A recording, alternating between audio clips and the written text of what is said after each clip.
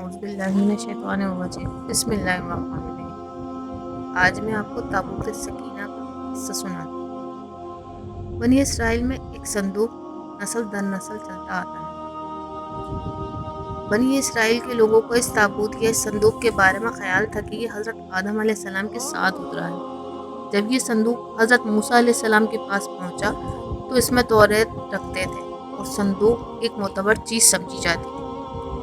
بنی اسرائیل جب کبھی دشمنوں سے لڑتے تو صندوق کو ساتھ لے جاتے تھے اور لشکر میں فرشتے اس کی نگرانی کرتے تھے۔ بنی اسرائیل کی برکت سے فتح کی امید رکھتے تھے۔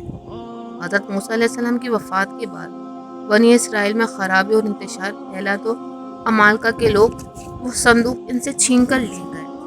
آخر اللہ تعالیٰ نے ان کے دل میں دہشت ڈال دی کیونکہ ان کے بہت سے لوگ اس صندوق کی بے ادبی کی وجہ سے مر گئے تھے۔ انہوں نے گھبرا کر اس صندوق کو 2 بیلوں پر لاد کر اپنے ملک سے نکال دیا اور بیلوں کو چھوڑ کر چلے گئے۔ پھر فرشتے ان بیلوں کو ہلا کر لے آئے اور وہ صندوق بنی اسرائیل کے بادشاہ طالوت کے مقام پر پہنچ گئے۔ کہتے ہیں کہ اس میں توریت کی تختیاں تھیں، حضرت ہارون علیہ السلام کا ماما تھا، حضرت موسیٰ علیہ السلام کے نالین تھے، حضرت ہارون اور حضرت موسیٰ علیہ السلام کے کچھ کپڑے تھے اور ایک بوری میں منو سلوہ کے زمانے کی بچی ہوئی کچھ تجبیر تھی۔ اس کے علاوہ چند وہ کلمات تھے جو پریشانی کے وقت پڑھے جاتے تھے۔ اللہ تعالیٰ پریشانی دور فرما دیتا تھا۔